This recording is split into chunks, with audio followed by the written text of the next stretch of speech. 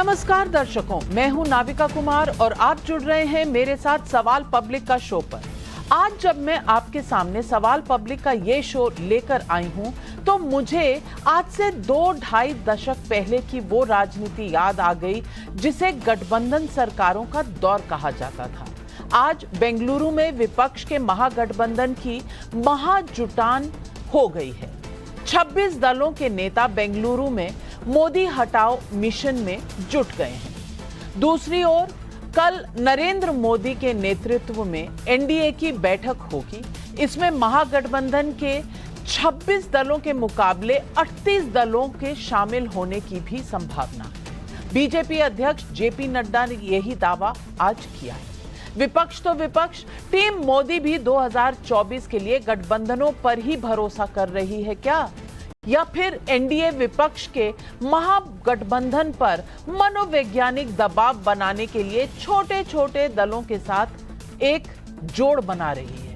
बेंगलुरु बैठक शुरू होने से पहले कांग्रेस अध्यक्ष मल्लिकार्जुन खड़गे ने कहा भी है कि जब मोदी ये कहते हैं कि वो अकेले ही सब पर भारी हैं, तो फिर क्यों इतने दलों को साथ जोड़ रहे हैं। उधर असली सवाल तो ये है कि बेंगलुरु में विपक्ष के सागर मंथन से क्या निकलेगा।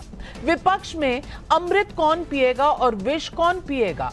क्या सोनिया गांधी की मौजूदगी से राहुल गांधी का चांस बढ़ गया है। क्या केजरीवाल सिर्फ दिल्ली ऑर्डिनेंस पर मान गए हैं। क्या लालू, ममता, नीतीश सब यूपीए का पुराना फॉर्मूला मान लेंगे, भले यूपीए का नाम बदलकर पीडीए यानी पेट्रियोटिक डेमोक्रेटिक अलायंस हो जाए। क्या है 2024 का सीन, कौन किस पर पड़ेगा भारी। 26 बनाम 38, क्या यही है 2024 का फाइनल नंबर। यही है आज सवाल पब्लिक का।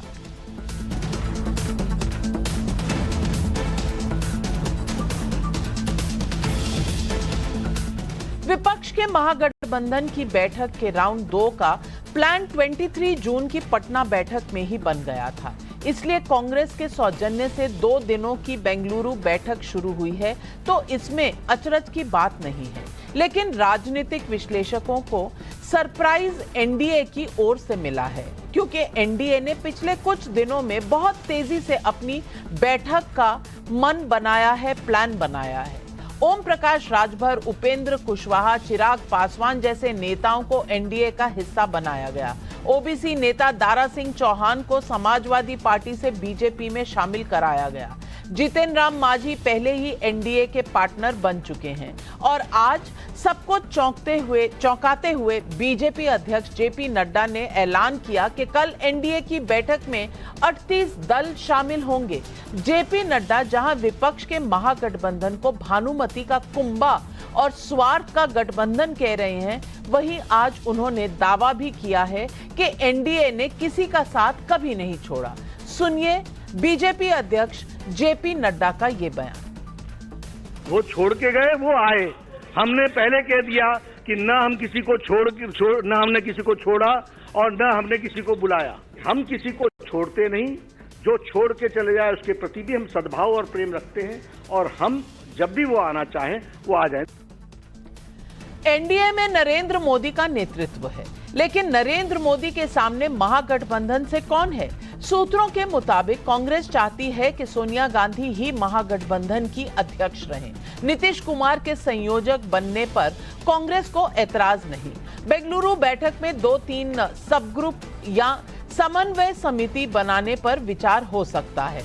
किन किन मुद्दों को उठाया जाए और सावरकर जैसे किन किन मुद्दों पर चुप्पी बरती जाए, सब कुछ एक सबके ग्रुप में तय होगा। राज्यवार सीटों के बंटवारे पर चर्चा के लिए भी एक सब ग्रुप के गठन का प्रस्ताव है। 2024 के चुनाव को मोदी बनाम जनता का चुनाव बनाने के लिए जनता के मुद्दों पर फोकस रखे जाने पर सहमति बन सकती है।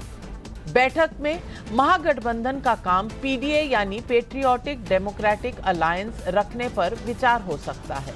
गौर कीजिएगा कि यूपीए का मतलब यूनाइटेड प्रोग्रेसिव अलायंस होता है, यानी अब लेफ्ट थीम वाले प्रोग्रेसिव की बजाय राइट थीम वाले पेट्रियोटिक पर विपक्ष भी जोर दे रहा है। साफ है कि बीजेपी का राष्ट्रवाद का मुद्दा बहुत भारी है, इसे विपक्ष भी कहीं ना कहीं मान रहा है। लेकिन एनडीए में छोटे दलों को साथ जोड़ने की कवायद ने कांग्रेस को नरेंद्र मोदी पर पलटवार का एक मौका दे दिया। सुनिए मल्लिकार्जुन खड़गे का ये बयान। मोदी साहब ने तो ये बोला था पार्लियामेंट में, सभी अपोजिशन को मैं अकेला ही भारी पड़ता हूँ। जब अकेला ही भारी पड़ता है फिर छोटे मोटे सबको लेके 30 क्यों गिन रहे, और 30 कौन से पार्टी है तो बताए, तो हम भी इलेक्शन कमीशन से लिस्ट मंगवाएंगे और बोलेंगे। अब हमारे पास जो 24-26 लोग जो भी आते हैं वो हम पार्लियामेंट में भी रहते हैं, बाहर भी रहते हैं, मिलके भी रहते हैं। उनके 30 लोग कहाँ मिले थे मुझे तो मालूम। आपने 2024 के मद्देनजर जेपी नड्डा और मल्लिकार्जुन खड़गे के बयान सुने। दोनों के अपने अपने दावे हैं, लेकिन गठबंधनों को लेकर एनडीए और विपक्ष दोनों ओर कैसी उठापटक चल रही है, इसे बताने के लिए मैं 3 बयानों को सुनवाना चाहती हूं। एक एक कर इन्हें जरूर सुनें। ये लोकतांत्रिक प्रणाली है, हमारे दरवाजे और हृदय बिल्कुल साफ है। जो भारतीय जनता पार्टी की रीतियों नीतियों में भरोसा रखते हैं, जो भारत माता के झंडे को आसमान की ओर ले चलने के लिए तैयार हैं, भारत को विश्वगुरु बनाने के लिए तैयार हैं, भारत को तीसरी बड़ी आर्थिक महाशक्ति बनाने के लिए माननीय मोदी जी के नेतृत्व में चलना चाहते हैं, सबका स्वागत है। मतलब ये न्योता है कि एक तरीके से अगर स्वामी जी आना चाहे तो आ सकते हैं। देखिए, हमें कोई परहेज किसी से नहीं है, व्यक्तिगत रूप से मत कहलाइए, लेकिन हम पूरी तरह से जो भाजपा की रीतियों नीतियों में भरोसा रखते हैं, सभी का स्वागत करते हैं। एनडीए पार्टी में सिर्फ इन्हीं दोनों को नहीं बुलाया गया, 31 लोगों को बुलाया गया और अभी और चिट्ठी जारी हो रहा। ये चुनावी वर्ष है, चुनावी वर्ष में एनडीए भी हो, यूपीए गठबंधन भी अपना शक्ति प्रदर्शन करना चाहता है, तो उसमें इन लोगों को बुलाया गया है। अब बुलाने से कुछ नहीं होगा, इनका जो डिमांड है वो डिमांड का क्या होगा। अब वो कहते हैं कि हम हाजीपुर से चुनाव लड़ेंगे, हाजीपुर में आपका क्या है? Rahul Gandhi has made a statement that for the country, Congress is ready to make any supreme sacrifice, and he said that. So from there, it is very clear.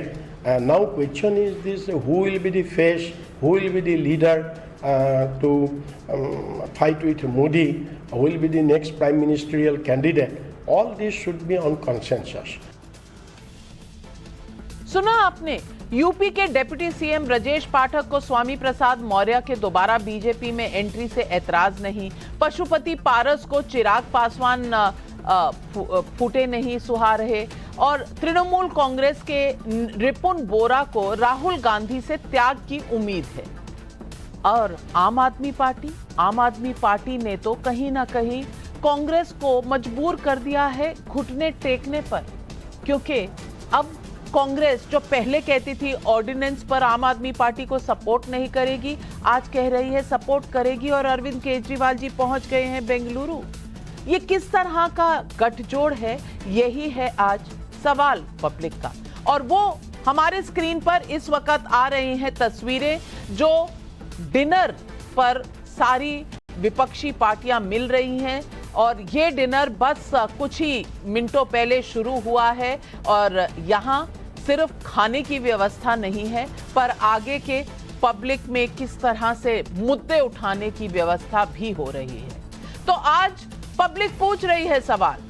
Public का सवाल नंबर 1, महागठबंधन के 26 दलों के मुकाबले NDA के 38 दलों की meeting क्या बीजेपी का माइंड गेम है?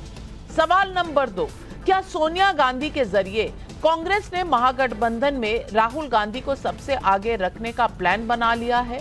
क्या एक अकेले मोदी और राष्ट्रवाद के दाव को विपक्ष पेट्रियोटिक अलायंस के बहाने चुनौती देने का मन बना रहा है? और आखिरी सवाल जो उठ रहा है वो ये कि क्या छोटे दलों और क्षेत्रीय दलों के अपने अपने हित मोदी और राहुल दोनों के आड़े आ रहे हैं? यही है आज सवाल पब्लिक का। और इन सवालों के जवाब देने के लिए आज हमारे साथ जुड़ रहे हैं शहजाद पूनावाला, राष्ट्रीय प्रवक्ता हैं बीजेपी के, बृजमोहन श्रीवास्तव एनसीपी के, अजीत पवार गुट के प्रवक्ता हैं, अब्दुल कली कांग्रेस के लोकसभा मेंबर ऑफ पार्लियामेंट हैं, अनुराग भदौरिया समाजवादी पार्टी के प्रवक्ता हैं, डॉक्टर आकाशदीप मुनि राजनीतिक विशेषज्ञ हैं, आम आदमी पार्टी को फॉलो करते हैं, AK वाजपेयी मुख्य प्रवक्ता हैं एलजेपी के, रामविलास फैक्शन के, और वो कुछ ही समय में हमारे साथ जुड़ेंगे। मेरा पहला सवाल अब्दुल कलीग जी को। अब्दुल कलीग जी, मुझे ये बता दीजिए, क्या सोनिया गांधी जी आज वहां पर प्रेजेंट हैं? क्या कांग्रेस उन पर डिपेंड कर रही है कि शायद यूपीए की जिस तरह से वो चेयरपर्सन थी, तो अब ये पीडीए की भी चेयरपर्सन सोनिया गांधी बनेगी? लेकिन इससे पहले कि वो चेयरपर्सन बन जाए, क्या कांग्रेस ने घुटने टेक दिए हैं? क्योंकि आज अरविंद केजरीवाल की शर्तों पर कांग्रेस मान रही है, तृणमूल कांग्रेस की शर्तों पर कांग्रेस मान रही है, यानी कि क्या कांग्रेस आज कहीं ना कहीं डिफेंसिव खेल खेल रही है? अब्दुल कलीम जी। देखिए, पहला बात, जो ये विपक्ष का दलों का जो मीटिंग बेंगलुरु में हो रहा है, ये दूसरे मीटिंग है। उसमें किसका लीडरशिप होगा ये बड़ा बात नहीं है। अध्यक्ष कौन बनेगा, कन्वेनर कौन बनेगा, ये कहना मेरे लिए मुश्किल है, क्योंकि ये वहां पे जो लोग मौजूद है ये लोग ठीक करेंगे। लेकिन आपने जो बोला कि ये कांग्रेस, आम आदमी पार्टी या टीएमसी के पास सरेंडर किया, ऐसा बात नहीं है। देखिए, जो दिल्ली ऑर्डिनेंस, जरूर हाँ, हमारा दिल्ली इकाई और हमारा पंजाब इकाई का कुछ विरोध था, लेकिन देश का स्वार्थ हमेशा आगे होता है, नेशनल इंटरेस्ट हमेशा आगे होता है। ये दिल्ली जो ऑर्डिनेंस है, ये दिल्ली ऑर्डिनेंस देश के खिलाफ है, देश के फेडरल स्ट्रक्चर के खिलाफ है। एक चुने हुए सरकार को कंट्रोल में रखने के लिए जो ऑर्डिनेंस लाया गया, इस ऑर्डिनेंस का हम लोग क्यों विरोध नहीं करेंगे? इस ऑर्डिनेंस का हम लोग क्यों अपोज नहीं करेंगे? ये आम आदमी का दबाव के सामने झुकना नहीं है, ये फेडरल स्ट्रक्चर का पक्ष में खड़ा होना है। और देखिए, अभी देश में जो तनाशाही खड़ा हो गया, देश में जो अनडेमोक्रेटिक कल्चर खड़ा हो गया, देश में जो नफरत का सियासत शुरू हुआ, इसको फाइट करने के लिए, इसके मुकाबला करने के लिए जितना पेट्रियोटिक फोर्स है, जितना देश प्रेमी लोग है, सारे लोग को इकट्ठा होना होगा। सारे राजनीतिक पार्टी, सारे पॉलिटिकल पार्टी, सियासी पार्टी को इकट्ठा होना होगा, और वही काम हम लोग कर रहा हूं। और एनडीए तो नहीं था, अभी जब हम लोग यूनाइटेड होना शुरू किया, तब ये लोग भी यूनाइटेड होना शुरू किया। जिन लोगों को भगा दिया था, पूनावाला से पूछूंगी, लेकिन आपके लिए सवाल आज भी है कि पहले जयराम रमेश, पवन खेड़ा, अजय माकन सब कह चुके थे कि किसी भी हालत में अरविंद केजरीवाल के साथ समझौता नहीं होगा। आज समझौता हो गया, और अब आप उस समझौते का नाम दे रहे हैं कहीं ना कहीं कि ये फेडरल स्ट्रक्चर को देखा जा रहा है। भाई, पहले नहीं पता था कि फेडरल स्ट्रक्चर जरूरी है या नहीं? दूसरी बात, अधीर रंजन चौधरी कुछ कहते हैं बंगाल में, बेंगलुरु में कांग्रेस कुछ और कहती है। तो शहजाद पूनावाला, क्या दोनों तरफ कांग्रेस बैटिंग करना चाहती है? नंबर 1, और नंबर 2, होड़ क्यों लगी है? आज बीजेपी भी ऐसे लग रही है कि एनडीए बनाना चाहती है, 38 पार्टियों को लाना चाहती है। कुछ नर्वसनेस है क्या? ऐसा है नाविका जी, अगर तुमसे जांच नहीं होती तो जांच करानी है, सोनिया गांधी को गिरफ्तार करो, 2 दिन उसका इंटेरोगेशन करो, देखो पता चल जाएगा किस किसने। आज कितना दुख हो रहा है नाविका जी, सोचिए ना। एक पुरानी कहावत है कि प्यास गजब की लगी भी थी और जहर पानी में था भी, पीते तो मर जाते, न पीते तो मर जाते। कांग्रेस इस स्थिति में है कि जहर पी पी कर वो अपने आप को ही खत्म कर रही है। अब देखिए ना, आम आदमी पार्टी को पानी पी पी कर कोसते थे, दिल्ली में उन्होंने खत्म कर दिया कांग्रेस को, पंजाब में नस्तनाबूद कर दिया, ऑर्डिनेंस पर समर्थन नहीं देंगे। ये अजय माकन ने कहा था सबसे भ्रष्ट है सिसोदिया केजरीवाल। आपके साथ तो इंटरव्यू भी किया था शीश महल पे कि 100 करोड़ रुपया खर्च हुआ है। आज उसी जहर को पीकर आम आदमी पार्टी के घुटनों पर नहीं, लेट गए हैं उनके सामने। पश्चिम बंगाल में लोकतंत्र को दीदी खत्म कर रही थी, ये अधीर रंजन चौधरी कह रहे थे, वहां पर भी जहर का प्याला पीना पड़ा। केरल में सुधाकरन जी जब गिरफ्तार हुए तो मुंडू मोदी है पिनरई विजयन, आज उसके साथ भी बैठकर लोकतंत्र को बचाना है। देखिए, एक तरफ तो हमारा अलायंस है, हमारा अलायंस क्या है?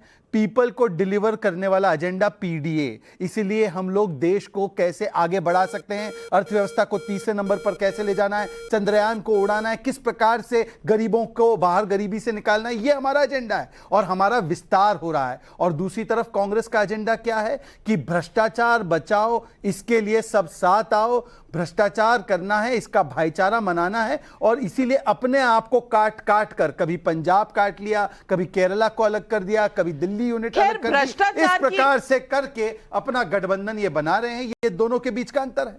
लेकिन भ्रष्टाचार की अगर आप बात करें तो अनुराग भदौरिया जी, भ्रष्टाचार के साथ समझौता तो क्या बीजेपी ने नहीं किया? अजीत पवार के साथ जब बनाई साझेदारी तो क्या हुआ? उसका जो भ्रष्टाचार के सारे आरोप लगे थे, तो ये सवाल फिर बीजेपी से पूछा जा सकता है। मुझे तो आप ये बताइए अनुराग भदौरिया जी, आज जनता के सामने पीडीए और एनडीए है, अब दोनों तरफ जनता को क्या दिखेगा? कंफ्यूजन ही कंफ्यूजन। नहीं, जनता को कुछ नहीं दिखेगा। जनता साफ दिखाई पड़ रहा है कि जनता विपक्ष के गठबंधन के साथ है। अब देखिए, भारतीय जनता पार्टी जैसी विपक्ष की एकता हुई, विपक्ष की मीटिंगें शुरू हुई, भारतीय जनता पार्टी कितनी घबरा गई, सहम गई, परेशान हो गई। अब उसे लगा कि मेरा तो एनडीए है, उसे एनडीए होने का ख्याल आया। फिर उन्होंने अपना एनडीए टॉर्च उठाई, खोजना शुरू किया, कौन कौन था हमारे एनडीए में, चलो अब लाते हैं। पहले तो दम भरते थे हम अकेले काफी हैं, अब पूरे एनडीए को खोज रहे हैं। पासवान जी, अच्छा आप हैं, आइए आइए जल्दी आइए, आपकी झोपड़ी तो हमने गायब कर दी थी, दोबारा से आपकी झोपड़ी सजाते हैं, आइए आप भी आ जाइए। फिर इधर उत्तर प्रदेश में खोज रहे हैं, आइए, अरे कोई मिल गया, कौन मिला? राजभर जी, बुलाओ जल्दी बुलाओ, सबको बुलाओ। अकाली दल पे भी डोरे डाल रहे हैं, एनसीपी को भी आप अपने साथ ले आए, पीडीपी के साथ आप पहले भी गठबंधन बना चुके हैं, फिर पता नहीं क्या करने वाले होंगे। तो आपका साथ ये है कि अब आप एनडीए, आपको याद है इसके पहले एनडीए की कभी इन्होंने मीटिंग ही नहीं की थी। तो ये जनता ने जब विपक्ष का गठबंधन बनाया तब इनको ये डर सताया, तब इनको पता चला कि आपने जनता के साथ धोखा किया है, अब जनता आपको नकार रही है, आपको हार का डर सता रहा है, इसीलिए आप गठबंधन की तरफ जा रहे हैं। इसीलिए मैंने बोला था कि अब मौसम आया है विपक्ष के गठबंधन का। दिल मिले हैं, दल मिले हैं, जनता के जीत के अरमां खिले हैं, सभी विपक्षियों का अभिनंदन का, और आया मौसम गठबंधन का। तो विपक्ष के गठबंधन का मौसम है। भारतीय जनता पार्टी अब नकल कर रही है एनडीए बनाने की, तो क्या नकल को कितना मिलेगा आप जानते ही हो। जनता ने तो पहले ही तय कर लिया है विपक्ष का गठबंधन, क्योंकि वो किसान की बात कर रहे हैं, महंगाई की बात कर रहे हैं, बेरोजगारी की बात कर रहे हैं, महिला अत्याचार की बात कर रहे हैं। दारा सिंह चौहान को तो आप रोक नहीं पाए, गाजे बाजे के साथ ले आए, अपने गठबंधन की आप खुशियां मना रहे हैं। पता नहीं सत्ता में आएंगे कि नहीं, लेकिन आप कवि जरूर बन जाएंगे, क्योंकि कविता अच्छी लिखनी शुरू कर दी है आपने। लेकिन मैं आज पूछना चाहती हूं श्रीवास्तव जी से, सवाल ये है आज बृजमोहन श्रीवास्तव जी, ये अजीत पवार जी और शरद पवार जी की मीटिंग से जनता और कंफ्यूज हो गई है।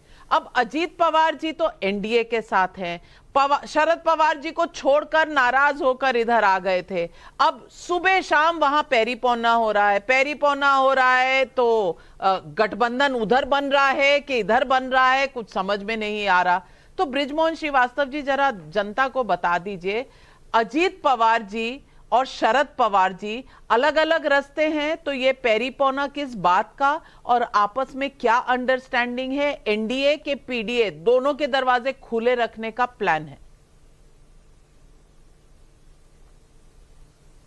देखिए, सबसे पहले तो मैं स्पष्ट कर दूं नाविका जी कि आदरणीय अजीत पवार के नेतृत्व की राष्ट्रवादी कांग्रेस पार्टी का पूरा समर्थन एनडीए के साथ है। अब जहां तक आदरणीय शरद पवार जी के पास जाकर हम लोगों की विनय करने का है, या उनसे हम लोग जिस प्रकार का अनुरोध कर रहे हैं, हमारे परिवार के मुखिया हैं वो, अगर हम उनके पास जा रहे हैं तो इसमें किसी को क्यों शक होना चाहिए, या किसी को इसमें बुरा क्यों लगना चाहिए? राष्ट्रवादी कांग्रेस पार्टी का पूरा निर्माण आदरणीय शरद पवार जी ने किया है। अगर हम सब लोग मिलकर जाकर उनसे अनुरोध करते हैं, आज देश की जो मुख्य धारा है वो एनडीए के साथ है, हम क्यों ना एनडीए के साथ मिलकर काम करें, यही तो हम उनसे अनुरोध कर रहे हैं। तो ये अनुरोध करने का अधिकार हम लोगों को है। लेकिन जहां तक अजीत पवार और आदरणीय प्रफुल्ल पटेल साहब का मामला है, हम लोगों ने बिल्कुल तय किया है कि हम लोग एनडीए के साथ काम करेंगे और देश में एनडीए की सरकार फिर से आए, इसके लिए भरसक प्रयास करेंगे। यही बात हम आदरणीय पवार साहब को भी समझा रहे हैं। अब ये बात अलग है कि अभी इस बात से वो सहमत नहीं है, पर हमारा प्रयास जारी रहेगा। और मैं एक और आपके माध्यम से स्पष्ट करना चाहता हूं, राष्ट्रवादी कांग्रेस पार्टी में किसी प्रकार का कोई स्प्लिट नहीं हुआ है। ये इंट्रा पार्टी डिस्प्यूट है जिसको हम लोग बैठ के निपटा लेंगे, ठीक हो जाएगा सब कुछ, इसका मैं विश्वास करता हूं। तो जब ठीक हो जाएगा तो आप पीडीए में चले जाएंगे कि शरद पवार जी एनडीए में आ जाएंगे? सवाल मेरा ये था। नाविका जी, मैं देखिए आदरणीय शरद पवार जी की तरफ से मैं आज अभी कुछ नहीं कह सकता, लेकिन मैं राष्ट्रवादी कांग्रेस पार्टी जिसके अध्यक्ष आदरणीय अजीत पवार साहब हैं, मैं उनकी तरफ से बिल्कुल स्पष्ट रूप से कहना चाहता हूं, हम लोग एनडीए के साथ हैं और हम लोग एनडीए के साथ रहेंगे। बस इसी को महाराष्ट्र में कहते हैं गड़बड़ घोटाला, समझ में नहीं आला। लेकिन आकाशदीप पुनी जी, अब मुझे आप बताइए, आपका ब्लड प्रेशर किस तरफ का है? क्योंकि पहले तो आप कांग्रेस को कहते थे कि ये धोखेबाज पार्टी है और सोनिया गांधी को अरेस्ट कर लेना चाहिए, राहुल गांधी को अरेस्ट कर लेना चाहिए। आजकल बड़ा साथ है एकदम, ये दोस्ती हम नहीं तोड़ेंगे। ये रोज दिल बदलाव कैसे हो जाता है? बस इसलिए कि सारी फौज एक बननी चाहिए। बताता हूँ नाविका जी, एनडीए का मतलब है नॉन डिलीवरिंग अलायंस। इसका मतलब मैं आपको बताता हूँ, ये एक टूटे वादों का पिटारा है एनडीए। मैं आपको बता रहा हूँ कि 2018 में एनडीए ने वादे किया था कि 2022 तक वो बुलेट ट्रेन ले आएगी और $5 ट्रिलियन बना देगी इकोनॉमी भारत की। क्या वो हो गया? 2019 में उन्होंने वादा किया था कि फार्मर इनकम को डबल कर देंगे 2022 तक। डेडलाइन मैंने नहीं तय किया था, आदरणीय मोदी जी ने तय किया था। 24 घंटे 7 दिन इलेक्ट्रिसिटी गांव गांव तक पहुंचा देंगे 2022 तक, अल्टीमेटम उन्होंने तय किया था। क्या वो हो गया? 2020 में उन्होंने बोला था कि ऑप्टिकल फाइबर कि यमुना क्लीन हो जाएगी, क्या वो हो गया? यहाँ पर पानी झीलों का शहर बना देंगे दिल्ली को, तो झीलें तो आज कितनी है, पूरी दिल्ली ही झील बन चुकी है। आपका वादा पूरा हो गया? वादे तो वादे हैं, वादों का क्या? सुनिए तो सही, आपके वादे कौन से पूरे हो गए? अगर मोदी जी अपने वादों को पूरा नहीं कर पा रहे हैं तो दूसरों को आने का मौका दें, दूसरे आके उनके वादे पूरे कर देंगे। सवाल तो यही है कि आप कौन से वादा पूरे कर चुके हैं जो आपको चांस दिया जाए? जनता तो ये सवाल पूछ रही है। आपने शीश महल के अलावा किया क्या है दिल्ली में, ये भी तो बताइए। दिल्ली के स्कूलों को सही किया है, दिल्ली के हेल्थ सेंटर को सही किया है, दिल्ली में स्वास्थ्य व्यवस्था, पढ़ाई, और ये सिर्फ दिल्ली में नहीं पंजाब में भी किया है। और एक बात मैं बता दूं आपको, मैं आप बात पूछना चाहता हूँ शहजाद जी से, इतना छाती पीटते हैं, मुझे एक बात बताइए, इन्फ्लेशन 7% दर से बढ़ रही है, फिर भी इनकम टैक्स ब्रैकेट 2 साल से 3 साल से उन्होंने बढ़ाया नहीं है। ये इकोनॉमिक्स वो भी जानते हैं और मैं भी जानता हूँ कि जब इनकम टैक्स दर बढ़ती है, जब इन्फ्लेशन बढ़ती है, महंगाई बढ़ती है, तब उसके साथ इनकम टैक्स ब्रैकेट भी बढ़ता है। मतलब आप बोल रहे हो कि आम आदमी महंगाई के दर भी पे करे और उसके साथ पुराने इनकम टैक्स के रेट पे भी पे करे।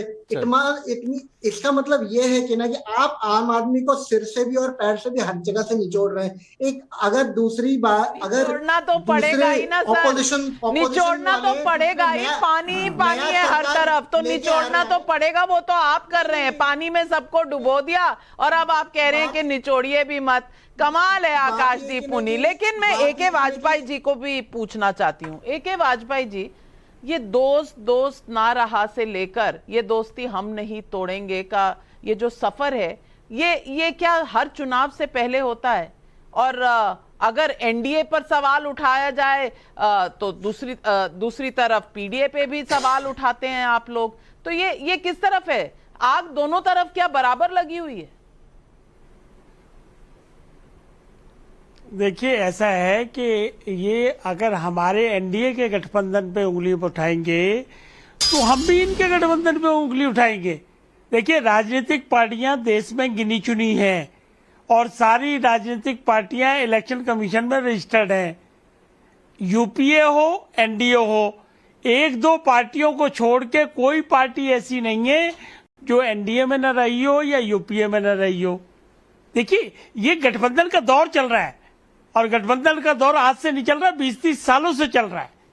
लेकिन एक को किसी को कहना है कि ये पार्टी छोटी है, इसके सांसद कम है, ये कहाँ संविधान में कोई उल्लंघन करने की बात है क्या? भाई किसी के 2 सांसद होंगे तो किसी के 400 भी हो जाएंगे, किसी के पास 2% वोट है, किसी के पास 50% वोट है, किसी के पास 7% वोट है। देखिए हमारा सवाल है, जहां तक 2014 में हम लोकसभा साथ लड़े, 2019 में हम लोकसभा साथ लड़े और अभी भी 2024 में हम साथ ही लड़ेंगे। लेकिन हर पॉलिटिकल पार्टी का, हर राजनीतिक पार्टी का सबसे बड़ा धर्म यह होता है कि अपने पार्टी के हितों की संरक्षण करता रहे। तो इसमें क्या बुराई है? लेकिन मैं ये पूछता हूं के संरक्षण कि जो तो बहुत हो रहा है, गठबंधन लेकिन जनता का संरक्षण कौन करेगा? और अब्दुल कलीक, मेरा सवाल आपसे ही है, क्या आज के बाद आइडियोलॉजी खत्म? क्या आज के बाद कोई भी पोजीशन किसी चीज पर सैक्रोसैंक्ट नहीं है? यानी कि आज आप कहेंगे कि हम आम आदमी पार्टी के खिलाफ हैं, कल आप कहेंगे हम उनके साथ हैं, आज आप कहेंगे हम शरद पवार के साथ हैं, कल आप कहेंगे हम नहीं हैं। कोई और वाजपेयी जी कह रहे हैं कि सब लोग किसी न किसी समय इधर उधर रहे ही हैं। नीतीश कुमार कल तक आपके दुश्मन थे, आज आपके दोस्त हैं। ये किस तरह का आया राम गया राम पॉलिटिक्स हो रही है? इस पर जवाब देंगे, क्योंकि जनता पूछ रही है। आप चुनाव के वक्त कुछ कहते हैं, चुनाव के बाद कुछ और कर लेते हैं। जरूर देंगे। देखिए, ये सवाल तो पूछना चाहिए शहजाद पुनेवाली जी को, क्योंकि बीजेपी भारतीय जनता पार्टी 2014 के चुनाव के बाद भारतीय जनता पार्टी के जो पार्लियामेंट्री पार्टी है, वो पार्लियामेंट्री पार्टी एक चार्जशीट निकाला था असम के तब के मंत्री हिमंत बिस्वा शर्मा के खिलाफ लुइस बर्जर केस में, जिसमें कहा गया था हिमंत बिस्वा शर्मा भ्रष्ट है। जब ही हिमंत बिस्वा शर्मा बीजेपी का वॉशिंग मशीन में डूब दिया, वो हिमंत बिस्वा शर्मा क्लीन हो गया। अजीत पवार को काल तो ये लोग कह रहा था ये भ्रष्ट है, अभी वही अजीत पवार को ये लोग डिप्टी सीएम बना दिया। तो ये जो बीजेपी का वॉशिंग मशीन जो ईडी का कभी खिलाफ करते हैं, ईडी को इस्तेमाल करते हैं, जो सीबीआई को इस्तेमाल करते हैं और सारे भ्रष्ट लोगों को लेके वो एनडीए बनाते हैं, वो बीजेपी बनाते हैं। ये सवाल बीजेपी वाले को, शहजाद पुनेवाली जी को सवाल करना चाहिए, ताकि वो लोग सारे भ्रष्ट लोग को ले रहा है। अगर ये आतिक अहमद के क्लेवर जरा कम था, या या अब्बास अंसारी जैसा अगर होते, आतिक अहमद अभी तक जिंदा रहते। वो अभी मुख्तार अंसारी को बेटा अब्बास अंसारी अभी एनडीए वो विधायक है राजभर जी के पार्टी का, वो अभी एनडीए में शामिल होगा। ये सवाल शहजाद पुनेवाली जी को पूछना चाहिए। और इसका जवाब देना चाहता हूं। इतना खुश हूं नाविका की ये सवाल मेरे पास आ गया। नाविका, अब मैं जवाब देना चाहता हूं। कृपया, आपने मेरा नाम बुलाया है तो मुझे मौका दीजिए ताकि जनता को समझ में आए। जी, आपने बहुत बड़ा सवाल उठाया। अब शहजाद पूनावाला से आपने जवाब मांगा था, अब जवाब सुनिए। अब जवाब सुनिए। नहीं, आपको रुकना पड़ेगा। शहजाद पूनावाला जवाब दीजिए। ये देश टुकड़ा टुकड़ा करना चाहते हैं आसाम के मुख्यमंत्री। इन्होंने अभी अब्बास अंसारी के विषय में पूछा, सुनिए। विधिक रूप से मेरी पार्टी से विधायक हैं, लेकिन समाजवादी पार्टी के वो नेता हैं। समाजवादी पार्टी के नेता ही नहीं बल्कि समाजवादी पार्टी का झंडा और टोपी लगा के उन्होंने अखिलेश जी से भी भेंट की। तो इसका जवाब अनुराग जी से लेना चाहिए कि क्या अब अब्बास अंसारी को समाजवादी पार्टी में लेंगे, पहली बात। अब मुझे पूरा जवाब देने दीजिए। देखिए, अभी किसी ने क्या कहा कि टॉर्च लेकर एनडीए खोजने लगे। अरे भाई, उसी टॉर्च को लेकर आपने तो यूपीए की में आग लगा दी। यूपीए में ऐसी आग लगाई कि यूपीए खत्म, अंतिम संस्कार डन, और पीडीए अब आ गया है। तो बताइए ना अनुराग जी, आप यूपीए में हैं या पीडीए में हैं? और देखिए, इनका तो बढ़िया गजब है। राजनीतिक पॉलीगैमी का कोई अगर उदाहरण है तो वो अनुराग जी की पार्टी है। यहां पर एक तरफ खेल चलाएंगे और फिर किससे जाकर मिलेंगे? केसीआर। कौन है केसीआर? जिसको राहुल गांधी कहते हैं बीजेपी की बी टीम, और वहां कहते हैं कि नहीं हम आपके साथ है, यहां कहते हैं हम आपके साथ है। अरे दोनों जगह अफेयर नहीं चलेगा। अनुराग जी बताइए ना, केसीआर बीजेपी की बी टीम है जैसे राहुल जी कह रहे हैं, या राहुल जी गलत है? उसका भी तो जवाब दीजिएगा। सुनिएगा। और आखिरी बात देखिए, मैं कहूंगा कल तक अनुराग जी आपके शो पर आते थे तो छाती पीट पीट कर कहते थे देखिए नाविका इनके साथ कोई नहीं आएगा, देखिए नाविका कोई नहीं आएगा, कोई नहीं आएगा, जनता ने इनको अकेला कर दिया है। आज जब 38 पार्टियां आ रही तो अनुराग जी कह रहे देखिए नाविका सबको साथ ले लिया, सबको साथ ले लिया। अरे ये क्या तरीका है? राजनीतिक पॉलीगैमी का खेल छोड़िए। और आखिरी बात देखिए, वादा और इरादा, इसमें अंतर समझना होगा। 10 सेकंड और। वादा और इरादा हमारा आज भी है कि हम 3rd लार्जेस्ट इकोनॉमी बने, इरादा हमारा आज भी है कि सभी लोग गरीबी रेखा से बाहर आए, परंतु वादा क्या किया था खलीक साहब आपने कि 300 यूनिट फ्री देंगे हिमाचल में, आपने वहां पर 22 पैसे बढ़ा दिए टैरिफ, आपने 6 रुपया डीजल का बढ़ा दिया। कर्नाटका में 5 वादे दिए थे, 5 वादों में से एक भी वादा पूरा नहीं किया, वहां पर भी बिजली के दर बढ़ा दिए आपने। और आम आदमी पार्टी बच्चों की सौगंध खाकर कहता हूं कि कांग्रेस से कभी हाथ नहीं मिलाऊंगा। आज कांग्रेस की डिनर पार्टी में है और दिल्ली डूबे जा रही है। ये आपका वादा है, ये असलियत है। अनुराग भदौरिया, चलिए आपने बहुत से सवाल उठाए, पहले जवाब देंगे अनुराग भदौरिया। इसका भी जवाब दीजिए। देखिए सब के अंदर अब आग लग चुकी है। जी अब मैं बोल लूं, उसका भी जवाब दीजिए ना शहजाद। अब मैं बोल लूं, जी जवाब दीजिए अनुराग जी। मैं बोल लूं। देखिए भारतीय जनता पार्टी का वादा क्या था कि डीजल पेट्रोल बहुत ही महंगाई की मार, अब की बार भाजपा सरकार डीजल पेट्रोल 100 के पार, उस पे आवाज नहीं निकलेगी। किसान की इनकम दोगुनी, यही तो वादा था। किसान की इनकम दोगुनी होगी क्या? महंगाई कम हो गई क्या? महंगाई कम हो गई क्या? ये टमाटर याद है कि भूल गए? टमाटर याद है? अदरक का भाव टमाटर याद है? क्या भाव है बताएंगे जरा? अदरक का भाव नहीं पता? क्या भाव है बता दो। 80 रुपए में पूरी जनता सुन रही। टमाटर क्या भाव है? केंद्र सरकार की क्या भाव है बता दो ना। यही तो अंतर है ना। अब मुझे बताइए अनुराग जी, 6 रुपया डीजल का 80 रुपए सरकार ने बढ़ाया, 80 रुपए, मतलब सरकार के रेट में भी 80 रुपए। अरे सोचिए आप, 80 रुपए सरकार में बिक रहा है सरकार में, और मार्केट में जाओ तो 150 का है।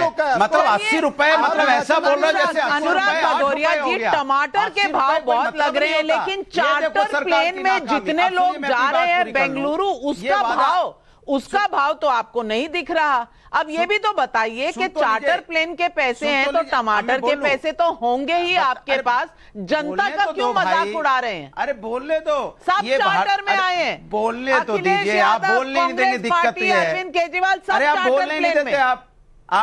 अरे बोलने नहीं देंगे आप, यही तो ठीक। आप बोलिए, आपने बोलिए कि मैं बोलूं। अगर आप और कोई सवाल हो तो पूछ लीजिए, फिर बीच में मत टोकिएगा। देखिए फिर बहुत दिक्कत होती है क्योंकि आप बीजेपी बोलता है, चुप रहिए। आप सवाल पूछ लीजिए, मैं जवाब एक साथ दे दूंगा। जवाब से भागिए मत। 6 रुपया डीजल हिमाचल का। देखिए मैं शहजाद जी आपके बीच में नहीं बोला था, मैं आपसे मानिए आपके बीच में नहीं बोला था।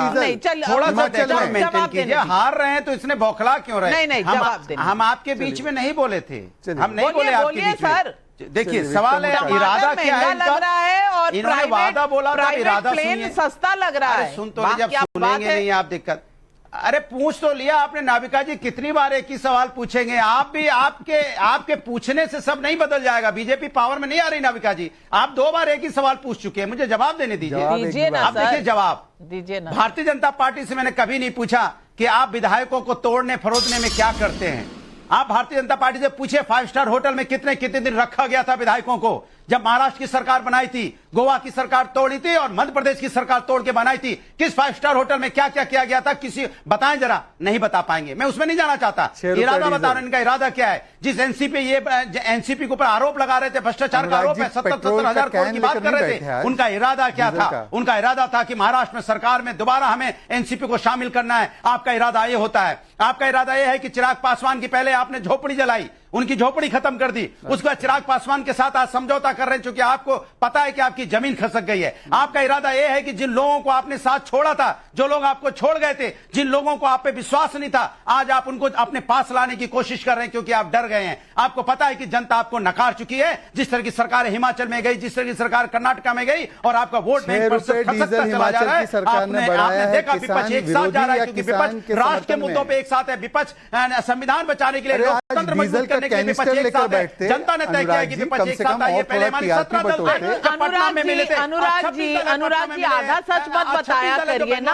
आधा सच मत बताइए, पूरा सच बताइए।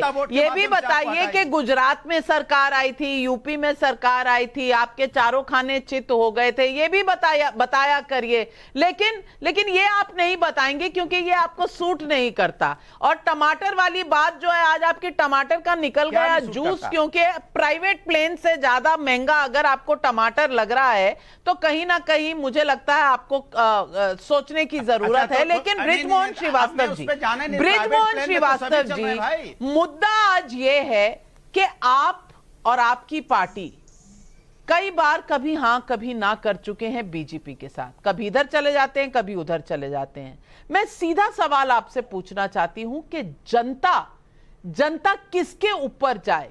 जो पहले आप थे उस पर जाए, या जो बीच में आप बन गए उस पर जाए, या आज आप जो है ये मौसम की तरह अगर पार्टियां रंग रूप बदलने लगी, अपने साथी दोस्त बदलने लगी, तो जनता कैसे ट्रैक रखेगी?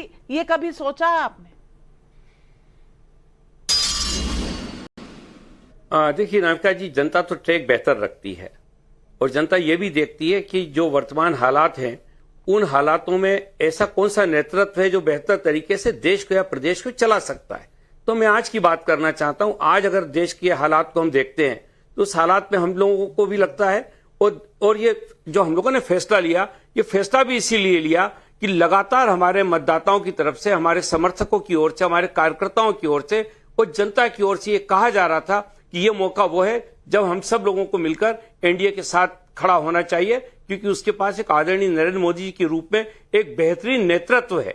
जब ये सारी बातें हुई, लगातार इस पर चर्चा हो रही थी, तो जो भी राजनीतिक दल होते हैं अंततोगत्वा उनको जन भावनाओं के अनुरूप ही अपने फैसले करना होते हैं और उसी के अनुरूप उनको चलना होता है। तो ये जो फैसला लिया है, ये फैसला इसी के अंतर्गत लिया है, क्योंकि लगातार ये सारी बातें सामने आ रही हैं। और मैं सोचता हूं कि हम जितनी जानकारी हम लोगों को है, आपके पास भी इस प्रकार की जानकारी है कि देश के लिए आज बेहतर नेतृत्व किसके पास है, कौन सी ऐसी पार्टी है जो बेहतर नेतृत्व दे सकती है। उसके साथ खड़े होने में मैं सोचता हूं ये एक जनहित की बात है। आम आदमी के मन की बात को अगर पूरा करने के लिए राजनीतिक दल तैयार होते हैं तो इससे अच्छी बात तो कोई नहीं हो सकती है। यही फैसला हम लोगों ने किया है और इसी फैसले के चलते हम सब लोगों ने फैसला लिया। लेकिन शरद पवार जी का बयान कुछ, आपका बयान कुछ, फिर कभी हाँ कभी ना, कभी पेरिपौना, कभी टाटा बाय बाय, समझ में नहीं आ रहा। लेकिन जनता क्या कह रही है, आइए सुनते हैं।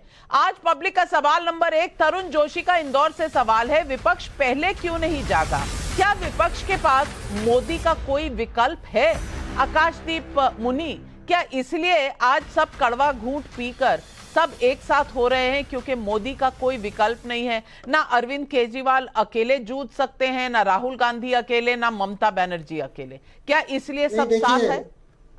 देखिए नाविका जी, एक बात मैं कहना चाहता हूँ, मुख्तार अंसारी पे तो शहजाद जी ने बात नहीं की, बट मैं एक बात कहना चाहता हूँ। आज ये अकालीस को पंजाब में इनके अकालीस के साथ आना चाहते हैं। अकालीस के खालिस्तानी संपर्क और अकालीस कैसे खालिस्तानियों के साथ खड़े रहते हैं, और ये भारतीय जनता पार्टी ने बोल दिया था और बोल चुके हैं। क्या वो आज बता सकते हैं कि ये देशभक्त है और ये खालिस्तानियों को जो सपोर्ट करते हैं, फिर ये भी बता दीजिए, मुख्तार अंसारी आपकी सरकार के समय जेल में इतने आराम से क्यों रहना चाह रहा था? क्यों उत्तर प्रदेश नहीं आना चाह रहा था? ये भी बता दीजिए। नाविका जी बचाइए मत इनको, प्लीज बताने दीजिए कि शिरोमणि अकाली दल के साथ ये गठबंधन करेंगे या नहीं करेंगे? यस और नो बताइए। जवाब। ऐसा है ना, हमने किसी से गठबंधन तोड़ा, ना हमें किसी से गठबंधन करने की आवश्यकता है। जिसको आना है वो आ जाएंगे, कल आप देख लेना। खालिस्तानियों के घर में रात बिताने का काम अरविंद केजरीवाल ने किया मान्यवर। पटियाला की सड़कों पर खालिस्तानी प्रो स्लोगन लगने का काम आज हो रहा है। सिद्धू मूसेवाला की हत्या से लेकर बाकी जो हुआ है पंजाब में, वो पूरे देश के सामने है। तो कम से कम मुझे लगता है कि कट्टरपंथियों के साथ आज कौन खड़ा है? अरे कुमार विश्वास ने इसकी पूरी पट्टी खोल दी। जहां तक सवाल है, देखे नाविका क्रॉस टॉक हो रहा है, एक की बात जाएगी, एक की बात नहीं जाएगी। नाविका मुझे लगता है उन्होंने मुझे सवाल पूछा है। देखिए नाविका, आज समस्या क्या है? नाविका, आज समस्या केवल इतना है। नाविका, मैं हाँ बोलिए। आकाशदीप जी सुन तो लीजिए, आपने सवाल उठाया तो जवाब खत्म हो सुनिए। चुकी इनकी देशभक्ति, आज खत्म हो गई। आप ठीक है, अच्छा ठीक है, ये मुझे कह रहे हैं ना, एक सेकंड, इन्होंने मुझको देशभक्ति का चैलेंज दिया है। आकाशदीप जी, आपकी पार्टी ने 370 के हटने का समर्थन किया था। अब कांग्रेस और समाजवादियों से पूछ लो कि 370 के साथ है या उसके खिलाफ है। एक बात पूछ लीजिए, चलिए नेशनल इंटरेस्ट में पूछ लीजिए। आइडियोलॉजी तो अब बची नहीं। आशीष, आप बताइए, 370 के साथ है कि वो भी कांग्रेस के साथ बैठ के थोड़ा ऊपर नीचे हो सकता है? अब चुप, आकाशदीप जी चुप हो गए बेचारे। हाँ जी 370 हाँ, 7 के खिलाफ। सांप सूंघ गया नहीं, मैंने आपका क्वेश्चन नहीं सुना, प्लीज। नहीं, समझ में नहीं आया, सुनिएगा भी नहीं, प्रोसेस नहीं हुआ। अब आप कांग्रेस से पूछ लीजिए कि किस मुद्दे पर कहां खड़े होना अच्छा, है। देखिए, विवेक शर्मा का जयपुर राजस्थान से सवाल है, विपक्ष के महागठबंधन में टमाटर की भूमिका कौन निभाएगा, यानी सबसे महंगा कौन साबित होगा? अनुराग जी बताइए, क्योंकि आपको टमाटर के भाव बहुत पता है, जनता आपसे पूछ रही है। विपक्ष में महंगा सबसे कौन होगा, कांग्रेस? देखिए जनता, देखिए ये चीज मान के चलिए, विपक्ष के मैंने पहले बोला था, फिर कह रहा हूं, विपक्ष की जो एकता है, विपक्ष का जो गठबंधन है, राष्ट्र के मुद्दे पे है। हम भारतीय जनता पार्टी की तरह टमाटर के हम मुद्दे पे वो नहीं कि सत्ता के लालच में गठबंधन है। हमें लोकतंत्र को, सुनो, लोकतंत्र को मजबूत करना है, हमें संविधान को मजबूत करना है, महंगाई कम करनी है, बेरोजगारी खत्म करनी है, किसान को खुशहाल करना है, महिलाओं को सुरक्षित करना है। ये भारतीय जनता पार्टी की सरकार में जो देखने को मिला है, लगातार इन्होंने इस पे चर्चा करने से डरते हैं। मैं लगातार फिर टमाटर दिखा रहा हूं, टमाटर का टाप बोलने से डरते हैं। ये 80 रुपए सरकार की 80 रुपए बेच रही थी, 80 रुपए, अरे 80 रुपए मतलब 8 रुपए बता रहे हो, 18 रुपए, 80 रुपए बहुत होता है। आप 80 रुपए कम होता है क्या? पूछना चाहती हूँ वाजपेयी जी से, नहीं वाजपेयी जी से इसलिए पूछना चाहती हूँ क्योंकि वाजपेयी जी बिहार में भी ये मुद्दा उठा था बेरोजगारी का, वहां पर भी ये मुद्दा उठा था तमाम चीजों का कि यहाँ पर महंगाई ज्यादा है, यहाँ बाढ़ आ गई। अब वहां पर नीतीश कुमार, कांग्रेस और आरजेडी की सरकार ने क्या किया लोगों के साथ? ये मुद्दे सारे सॉल्व कर दिए क्या? गठबंधन है और आपको डर सता रहा है, इसलिए आप मुद्दों पे चर्चा नहीं करना चाहते। अरे कहां से सॉल्व कर दिए नाविका जी, कमाल, आप इतने सीनियर पत्रकार हो। बिहार में 15 साल लालू प्रसाद यादव का राज था और 18 साल से नीतीश कुमार का राज है, और जंगल राज था लालू यादव के टाइम में, और अब नीतीश कुमार के टाइम में जंगल राज पार्ट 2 चल रहा है। हत्याएं, मर्डर, लूटपाट, बैंक रॉबरी, सड़क पे शराब से मौतें, जहरीली शराब से मौतें। क्या कहते हैं नीतीश कुमार कि शराब पियेंगे तो मरेंगे। हम लोगों ने डिमांड की अगर जहरीली शराब से लोग मरते हैं तो मुआवजा दीजिए, क्या नहीं, हम मुआवजा नहीं देंगे। गरीब 5 लाख गरीब आदमी जेलों में आज भी सड़ रहे हैं। और बिहार का 30 साल में जो हाल है ना, आप नीति आयोग की रिपोर्ट आपने देखी है, वो सबसे निचले स्तर पे है, चाहे पढ़ाई है, चाहे अस्पताल है, चाहे बेरोजगारी है, चाहे किसानों की बात, मतलब हर चीज में सबसे नीचे। 30 साल से लगातार ये दोनों लोग राज कर रहे हैं, कहीं नहीं पहुंचे। बिल्कुल। और अब्दुल कलीग साहब यहाँ पर परफॉर्मेंस के तो कोई आधार ही नहीं है, क्योंकि आशीष कुमार गोयल का जयपुर से सवाल है, जिसने कांग्रेस को दिल्ली से साफ किया, उसी आपको कांग्रेस ने समर्थन दिया। क्या ये कांग्रेस की मजबूरी है? कलीग साहब बताइए, मजबूरी की वजह से कुछ भी कर लेंगे? देखिए, पहले बात तो ये है, जो नीतीश कुमार को जो जंगल राज बताया नीतीश कुमार के शासन को, अगर नीतीश कुमार का शासन में जंगल राज हुआ उसके लिए तो बीजेपी जिम्मेवार है, क्योंकि बीजेपी ये पार्टी को सपोर्ट किया था नीतीश कुमार को, इसलिए बीजेपी वाला उसके जवाब देना चाहिए। दूसरे बात जो है, हाँ मोदी जी डरते हैं, ये जो बोलते हैं मोदी जी का खिलाफ, मोदी जी राहुल जी का डरते हैं, इसलिए राहुल जी को मेंबर सदस्यता ले गया है, इसलिए राहुल जी को सदस्य सदन में बोलने नहीं देते हैं। और हमारा नेता राहुल गांधी ने कांग्रेस का नेता राहुल गांधी ने सदन में जो सवाल उठाया था, जो अदानी के खिलाफ, जो अदानी के संपर्क सवाल उठाया था, उसका एक भी जवाब मोदी जी ने नहीं दिया और घोट घोट करके पानी पिया सदन में, सबने दिखा है ये। इसलिए भाजपा और नरेंद्र मोदी राहुल गांधी के डर खलीक साहब, अब देखिए अपनी अपनी बारी में बोलेंगे तो मुझे लगता है कि बेहतर होगा। खलीक जी, आपने सवाल उठाए, शहजाद पूनावाला जवाब दे रहे हैं। शहजाद पूनावाला जी जवाब दे रहे हैं। कितने सीट मिलेगा ये बड़ा बात नहीं है, देश सबसे बड़ा है, देश के लिए जरूरत ठीक है, देश बड़ा है तो देश का आपका चैनल हमेशा मुझे 2 विंडो में ही डालता है, मेरी बात कभी आने नहीं देता है जी। नाविका, मेरा सिर्फ इतना कहना है कि अगर राहुल गांधी जी से हम सब इतना डरते हैं तो एक दिन ममता दीदी ने कहा था कि टीआरपी बढ़ा रहे बीजेपी की राहुल गांधी, तो क्या ये स्टेटमेंट विड्रॉ हुआ है या इस स्टेटमेंट को स्वीकारते हुए दीदी के साथ चले गए हैं? और देखिए, टर्फ और टमाटर बोलने वाले जो टर्फ और टोटी की चोरी करते थे, उनसे पूछे डर्फ और डीजल का क्या? 6 रुपया डीजल हिमाचल ने बढ़ाया, 3 रुपया डीजल पंजाब की सरकार ने बढ़ाया, जिससे पूरे देश में महंगाई फैली है, उस पर ये कुछ नहीं बोल पाते। लोकतंत्र की बात, पश्चिम बंगाल में लोकतंत्र जिंदा है या मरा है अधीर रंजन चौधरी के हिसाब से? अब्दुल जी जरा बताइएगा। और अगर लोकतंत्र वहां पर मरा है तो उन्हीं के साथ लोकतंत्र को जीवित करेंगे बेंगलुरु में। गजब है। या अधीर रंजन चौधरी जो है वो भाजपा के एजेंट है, उन्होंने पश्चिम बंगाल के खिलाफ गलत बोला है। खलीक साहब, बाकी सब छोड़ दीजिए, केवल इतना बताइए कि लोकतंत्र में जहां पर 50 लोगों से ज्यादाओं की मृत्यु हुई है, वो लोकतंत्र का जीवंत एक परिचय था या लोकतंत्र वहां पर मारा गया? एक बार बोल दीजिए खलीक साहब, एक बार। शहजाद जी, मेरा एक सवाल का तो जवाब दीजिए। आपने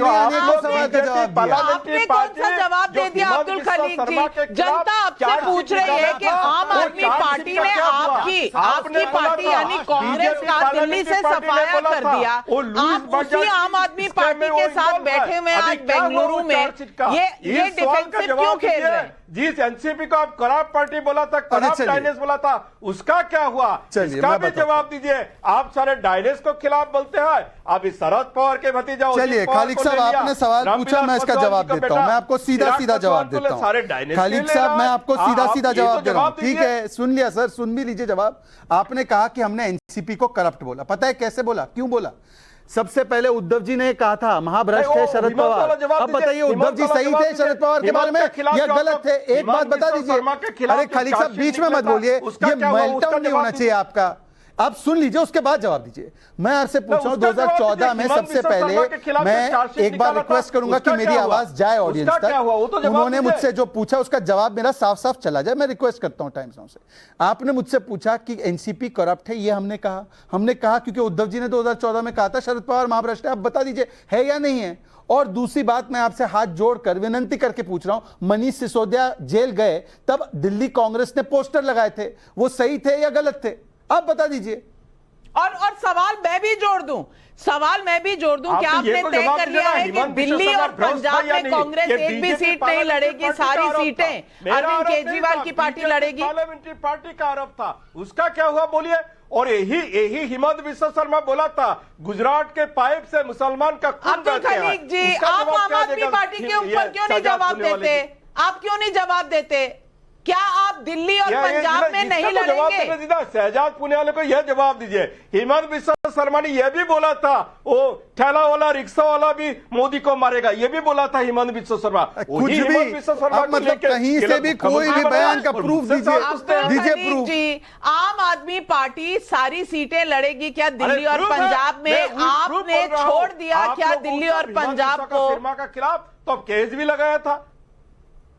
अब्दुल खलीक जी, आप दर्शकों के सवालों का जवाब नहीं देंगे? जवाब देना दीजिए ना नाविका जी, आप पत्रकार हो, पत्रकार निष्पक्ष होना चाहिए। इसलिए पब्लिक के सवालों का जवाब आपसे मांग रही हूं। पब्लिक के सवालों का जवाब दीजिए। हिमंत के खिलाफ क्या पब्लिक के सवालों का जवाब दीजिए अब्दुल खलीक जी। खिलाफ क्या कार्रवाई हुआ, जवाब देना ही नहीं है आपको। पब्लिक के सवालों का जवाब देना नहीं है। मैं पब्लिक के और सवाल उठा रही हूं। मीना ध्यानी का गाजियाबाद से सवाल, महागठबंधन में जिन नेताओं के टिकट कटेंगे, विपक्ष ऐसे बागी नेताओं को कैसे संभालेगी?